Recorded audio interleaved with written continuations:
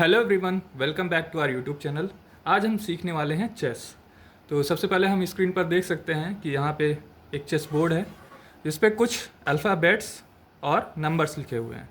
ये अल्फ़ाबेट्स और नंबर्स क्यों लिखे हुए हैं, इसका रीज़न है कि हर एक स्क्वायर जो है चेस बोर्ड पर उसका एक नाम है। जैसे यहाँ पे ए लिखा हुआ है और यहाँ पे 1 लिखा हुआ है, तो इस स्क्वायर का नाम हो जाएगा A1। जैसे यहाँ पे है, यहाँ पे नीचे डी लिखा हुआ है, इस यहाँ पे लिखा हुआ 1, तो इसका इस स्क्वायर का नाम हो जाएगा D1। ओके, अगर हम बीच में देखें तो ये स्क्वायर क्या कहलाएगा, ये आ रहा है इधर सीधे E और यहाँ पे 4, तो ये स्क्वायर कहलाएगा E4। वैसे ही हर एक स्क्वायर का नाम होता है जो इन अल्फ़ाबेट्स और नंबर्स को मिलाकर हम पढ़ते हैं। तो चलिए अपने चेस पीसेस से मिलते हैं। ये है क्वीन, और ये अगर यहाँ पे है तो इसका मूवमेंट जो होगा चेस बोर्ड पर वो इधर से इधर, इधर से इधर, इधर से इधर डायगनली और इधर भी डायगनली होगा। और चेस में जो क्वीन होती है वो सबसे पावरफुल पीस होती है। उसके बाद हम किंग की बात करेंगे जो सबसे इम्पॉर्टेंट पीस होता है, और इसी को ही हम चेकमेट देते हैं चेस के गेम में। तो अगर किंग यहाँ पे है मान लीजिए, तो जो किंग होगा केवल एक स्क्वायर ही अपने आसपास के स्क्वायर्स पर चल सकता है। जैसे अगर किंग यहाँ पे है तो या तो यहाँ जाएगा, यहाँ, यहाँ, यहाँ, इधर, इधर, इधर और इधर। तो मान लीजिए यहाँ पे है तो जैसा अभी मैंने बताया यहाँ से यहाँ,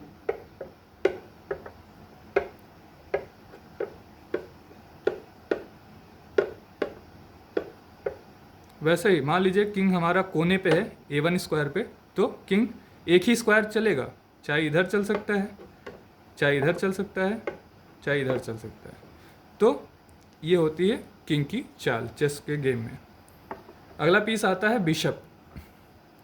बिशप डायगनली चलता है हर सेट के लिए। जैसे वाइट का सेट है तो यहाँ पर 2 बिशप आपको खेलने को मिलेंगे। एक बिशप होगा जो लाइट कलर के स्क्वायर पर होगा। वो अगर लाइट कलर के स्क्वायर पर है तो ऐसा कभी नहीं होगा कि वो ब्लैक कलर के स्क्वायर पर चला जाए। जैसे ये वाइट स्क्वायर पे है तो ये जिस भी स्क्वायर पर रहेगा उस स्क्वायर के डायगनली ही चलेगा, केवल और केवल डायगनली। क्वीन जो थी diagonally plus horizontally plus vertically सब चलती थी, लेकिन यहाँ पे जब आप बिशप की बात करेंगे तो केवल ये डायगनली चलेगी। जैसे यहाँ से यहाँ और यहाँ से यहाँ। वैसे ही जैसे मैंने बताया कि अगर वाइट पीसेस से आप खेल रहे हैं तो एक डार्क कलर स्क्वायर पर बिशप होता है जो केवल स्टार्टिंग से लेकर और एंडिंग तक ब्लैक स्क्वायर्स पर ही मूव करेगा। जैसे अगर ये ब्लैक स्क्वायर पर है तो इसका जो डायगनल होगा ये बन जाएगा और ये डायगनल बन जाएगा, ठीक है। और अगर ये बिशप यहाँ पे है, उसने अपनी चाल यहाँ पे चल दी, अब जो इसका डायगनल बनेगा वो यहाँ से लेकर यहाँ तक बनेगा और यहाँ से लेकर यहाँ तक बनेगा। तो हर चांस पर जैसे आप अपना पीस मूव करेंगे तो उसके लिए डायगनल भी चेंज होता रहेगा। वैसे ही उसके बगल में आते हैं नाइट्स। नाइट्स की चाल कुछ लोगों को कंफ्यूज करती है, क्योंकि वो जो नाइट्स होता है वो एक अलग चाल चलता है। जैसे अगर ये नाइट यहाँ पे है E4 स्क्वायर पर, तो ये 2.5 कदम चलेगा। 2.5 कदम बोलने का मतलब 1 कदम ये सीधे, फिर ये 2 कदम सीधे होके जाएगा, फिर ये यहाँ से दाएं मुड़ेगा या फिर बाएं मुड़ेगा।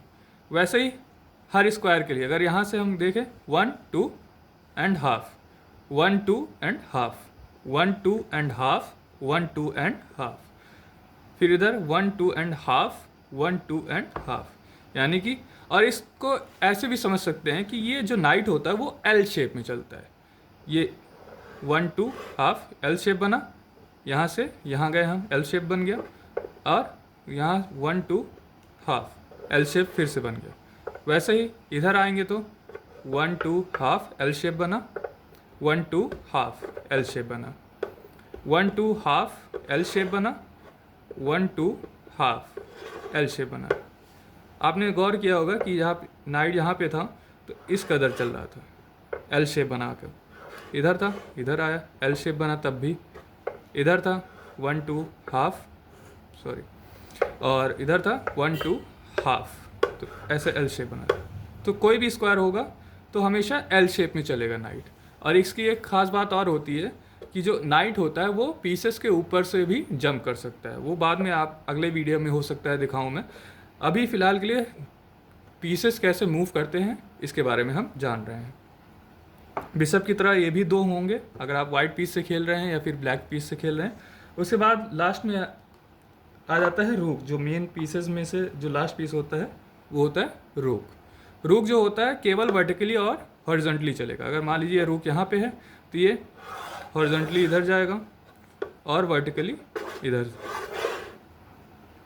हमेशा ही जब स्टार्टिंग से लेकर एंड तक हमेशा ही रूक की जो चाल होती है वो हमेशा हॉरिजॉन्टली एंड वर्टिकली इस कदर होती है। ओके, तो अब उसके बाद जो माइनर पीस होता है उसको पॉन बोलते हैं। ये टोटल 8 होते हैं अगर आप वाइट पीस से खेल रहे हो या फिर ब्लैक पीस से खेल रहे हो, जो यहाँ पे इस तरीके से आपके मेन पीसेस के सामने लगे होते हैं। ये जब अरेंज किए जाते हैं तो जो वाइट पीसेस के होते हैं उनको सेकंड रैंक पर रखते हैं। ये जो नंबर लिखा हुआ है ये रैंक को दिखाता है, यहाँ पे सेकंड रैंक। और जो ब्लैक पीसेस के होंगे वो 7th रैंक पर रखे जाएंगे।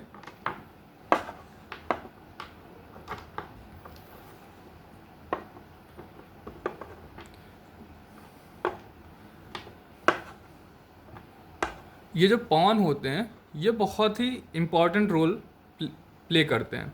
ऐसा क्यों कह रहा हूँ?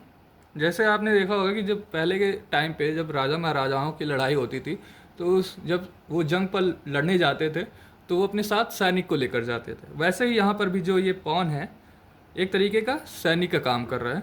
तो इसको हम जब चलेंगे तो स्टार्टिंग में जो ये मूव चलेगा, पहला मूव, ये 1 स्क्वायर आगे भी बढ़ सकता है और 2 स्क्वायर आगे भी बढ़ सकता है। लेकिन फिर जब इसकी नेक्स्ट चांस इसको चलने को दिया जाएगा तो ये फिर से 1 स्क्वायर ही आगे बढ़ सकता है। मान लीजिए मैंने ऐसे चल दिया इधर E4, सामने वाले ने भी 2 स्क्वायर बढ़ा दिए। अब क्या करूँगा मैं, या मैं सोच रहा हूँ दूसरा स्क्वायर चल दूँ, तो मैं इसको, मेरी चॉइस है, अगर मैं चलना चाहूँ तो 1 स्क्वायर भी चल सकता हूँ या फिर मेरी मर्ज़ी है। अगर मुझे 2 स्क्वायर चलना सही लग रहा है तो मैं 2 स्क्वायर भी चल सकता हूँ। लेकिन जब सामने वाला ओपोनेंट आपका इधर चल देगा तो अब अगर आप चाहें इसको 2 स्क्वायर आगे बढ़ाना तो नहीं बढ़ सकता। हाँ, लेकिन जो आपके जो ओरिजिनल स्क्वायर पे जो शुरुआत में जहाँ पे ये पीसेस रखे हुए होंगे ये है, ये चल सकता है 2 स्क्वायर आगे। बट ये जो पॉन है ये अब केवल 1 ही स्क्वायर आगे बढ़ेगा। ठीक है, यानी कि पॉन्स को जब 2 स्क्वायर आगे बढ़ाया जाता है तो केवल और केवल पहली चाल में बढ़ाया जाता है। ये हो गई पॉन्स की बात।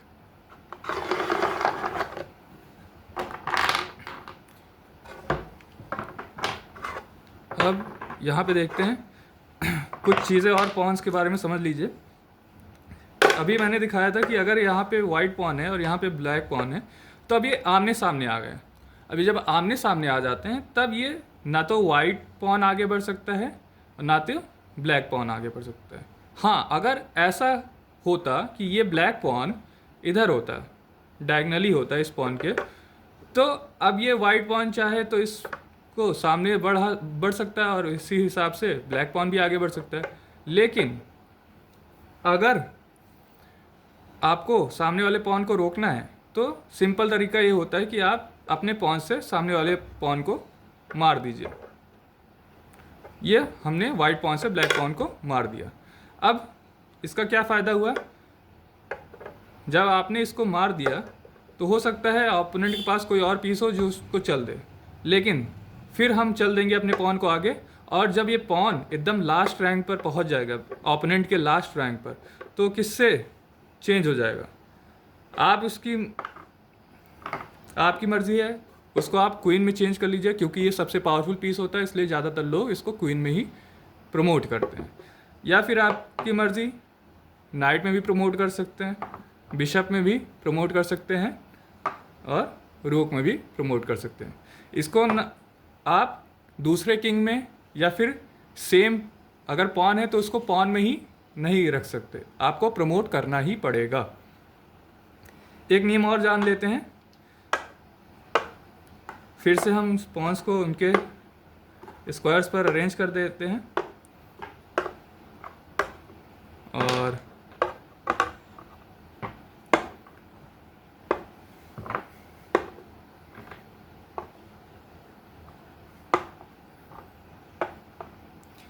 मान लीजिए मैंने अपनी पहली चाल चली इस पॉन की, 2 स्क्वायर आगे बढ़ा दिए मैंने। फिर क्या हुआ, जो मेरा ओपोनेंट है उसने भी ये पॉन बढ़ाए। फिर मैंने कुछ और चाल चली, मान लीजिए मैंने इसको बढ़ा दिया, उसके बाद मेरे ओपोनेंट ने इसको चल दिया। अब मेरे पास 2 ऑप्शन है, इस पॉन से इस पॉन को मैं मार सकता हूँ या फिर इस पॉन से इस पॉन को मार सकता हूँ। जो पॉन होता है चलता सीधे है, लेकिन जब वो उसको सामने वाले पीस को कैप्चर करेगा तो डायगनली करेगा। अगर इस स्क्वायर पर है ये तो इसको मार सकता है, अगर आप इससे इस पॉन से इस पॉन को मारना चाहें तो इससे आप मार सकते हैं, कोई इशू नहीं है। मैंने चल दिया मान लीजिए इस चाल को। अब क्या होता है, मेरा ये पॉन इधर पहुंच गया है।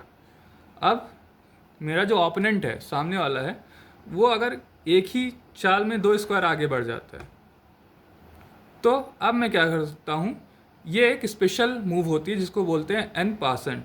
इसमें क्या होता है कि जब आपका पॉन यहाँ पे है और आपके ओपोनेंट ने जस्ट बगल में ला के आपके पॉन को अपने पॉन ला के रख दिया, तो अब इस एक स्पेशल रूल होता है जो बहुत सारे बड़े प्लेयर्स भी कभी कभी मिस कर जाते हैं, वो बोलते हैं एन पासेंट।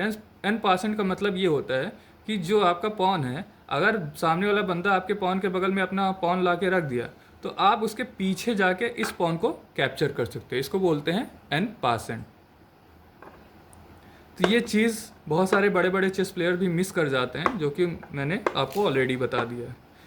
अब जो रूक होगा सबसे कोने पे ही अरेंज किया जाएगा उसको, जैसे यहाँ पे है, यहाँ पे उसके बगल में आ जाएगा नाइट। रूक भी 2 होंगे, नाइट भी 2 होंगे।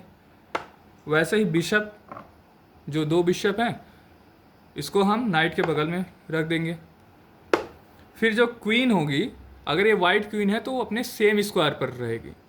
इसको मैं यहाँ पे नहीं रख सकता क्योंकि ये जो क्वीन जो है ये वाइट है, तो मैं इसको इसके रिस्पेक्टिव कलर पे ही रखूँगा, तो यहाँ पे वाइट स्क्वायर पर ही रखूँगा।